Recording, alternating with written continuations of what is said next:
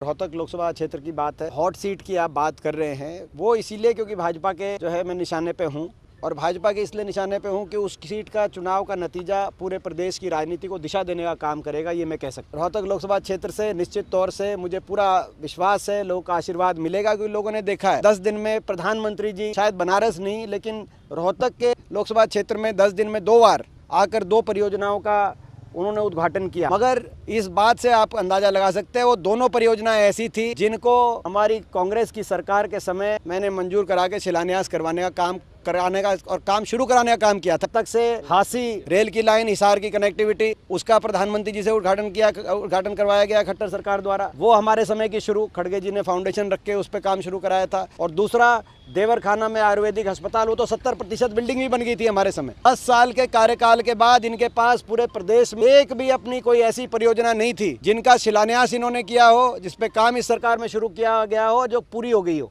10 साल के बाद भी प्रधानमंत्री जी को बुलाया और 2 ऐसी परियोजनाओं का फीता कटवाया जो दोनों हमारे समय की शुरू हुई। समय पे हम सही फैसले लेंगे। कांग्रेस हाईकमांड, मैं ये सरकार से पूछना चाहूँगा, आपने देश में अफरा तफरी का माहौल, हर रोज हत्याएं हो रही है, आते हुए अपराधी क्रिमिनल गैंगस्टर घूम रहे हैं और धारा 144 का नाम लेकर आपकी पुलिस कहाँ है? धारा 144 का नाम लेकर आपने हमारी सारी रैलियां रद्द कर दी। आपने हमारी कलायत में रैली होनी थी वो रद्द कर दी कि कांग्रेस की रैलियां नहीं हो सकती। बताए सरकार खुद अपने कार्यक्रम कर रहे हैं। आपकी तो रोहतक सीट आपकी सबसे हॉट सीट बन चुकी है, तो इस बार क्या कांटे का मुकाबला देखने को मिलेगा?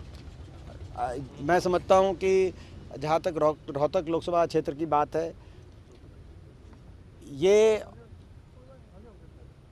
हॉट सीट की आप बात कर रहे हैं। वो इसीलिए क्योंकि भाजपा के जो है मैं निशाने पे हूं और भाजपा के इसलिए निशाने पे हूं कि उस सीट का चुनाव का नतीजा पूरे प्रदेश की राजनीति को दिशा देने का काम करेगा, ये मैं कह सकता हूं। और यही बात है पिछले, मगर वहाँ पर रोहतक लोकसभा क्षेत्र से निश्चित तौर से मुझे पूरा विश्वास है, लोगों का आशीर्वाद मिलेगा, क्योंकि लोगों ने देखा है। अभी आपने देखा होगा पिछले 10 दिन में प्रधानमंत्री जी शायद बनारस नहीं लेकिन रोहतक के लोकसभा क्षेत्र में 10 दिन में 2 बार आकर 2 परियोजनाओं का उन्होंने उद्घाटन किया।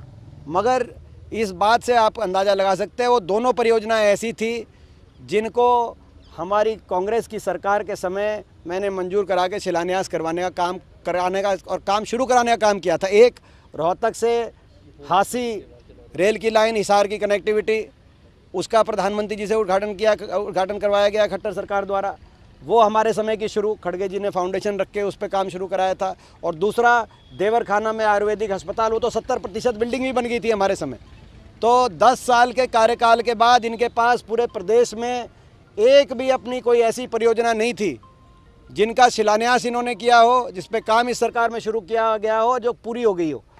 इनने 10 साल के बाद भी प्रधानमंत्री जी को बुलाया तो दो ऐसी परियोजनाओं का फीता कटवाया जो दोनों हमारे समय की शुरू हुई। उम्मीदवारों का ऐलान कब तक हो पाएगा? मैंने जैसे आपको कहा उम्मीदवारों का कि ऐलान कब तक हो पाएगा सर? ऐसा है कि कांग्रेस पार्टी सही समय पे हम सही फैसले लेंगे और सही, मुझे पूरा विश्वास है कांग्रेस हाईकमांड, जब हमें उपयुक्त समय होगा उस समय हम उम्मीदवारों की घोषणा।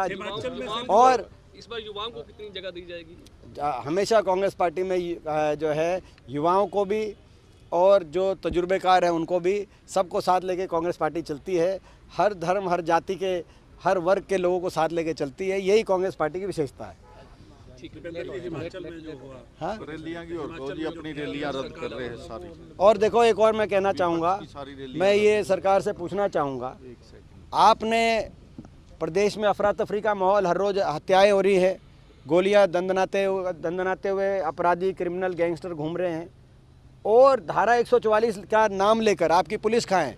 धारा 144 का नाम लेकर आपने हमारी सारी रैलियां रद्द कर दी। आपने हमारी कलायत में रैली होनी थी वो रद्द कर दी। आपने हमारी जो है अब कलायत की 3 तारीख को दोबारा करी है। आपने हमारी गुरु रविदास जयंती के रैली होनी थी वो रद्द कर दी। हिसार में हमारा बैकवर्ड सम्मेलन होना था वो रद्द कर दिया। उकलाना के अंदर हमारी रैली होनी थी वो रद्द कर दी। कांग्रेस पार्टी की सारी रैलियों को धारा 144 का नाम लेकर, मैं पूछता हूं कि कौन से हरियाणा के ज़िले के अंदर ऐसी स्थिति है कि कांग्रेस की रैलियां नहीं हो सकती?